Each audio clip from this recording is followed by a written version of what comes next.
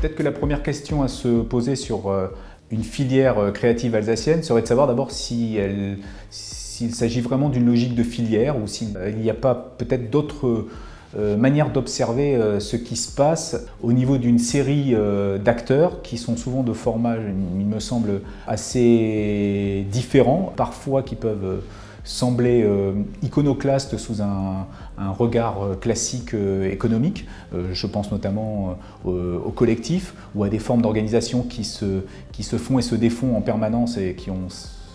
cette malléabilité dans leur ADN et qui s'inscrivent dans un territoire dans la durée tout en se pensant immédiatement en réseau avec d'autres territoires. Donc peut-être que la logique de filière est à interroger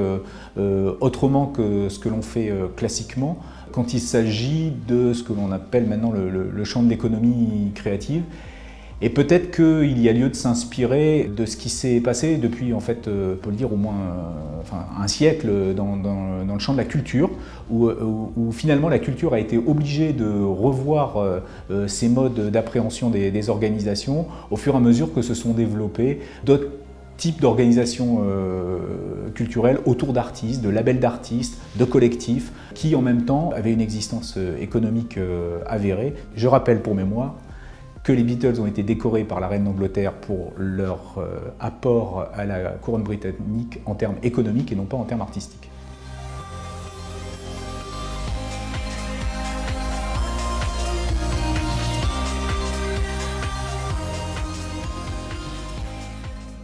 L'ososphère est un objet culturel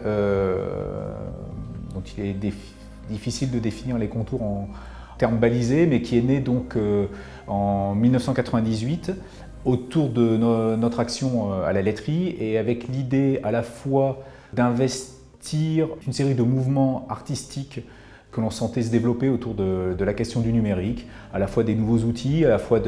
d'interrogations qui se levaient sur cette question d'une présence massive du numérique dans notre vie. Toute modestie gardée, lorsque nous avons entamé notre aventure avec Ososphère, nous étions vraiment parmi les pionniers à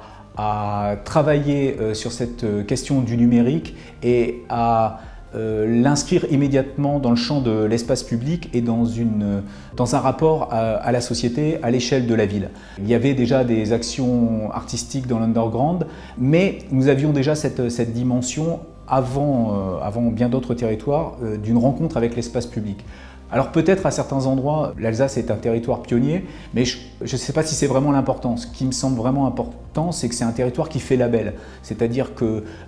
ailleurs, quand on vient de Strasbourg, quand on vient d'Alsace, quand on vient même de la Rhénanie, il y a un certain nombre de logiques qui viennent à vos interlocuteurs immédiatement. Je trouve que ces logiques, il faut les revendiquer et il faut les réinterroger, les refonder dans une société qui est en train de passer d'un modèle, disons, industriel à un modèle différent, appelons-le numérique.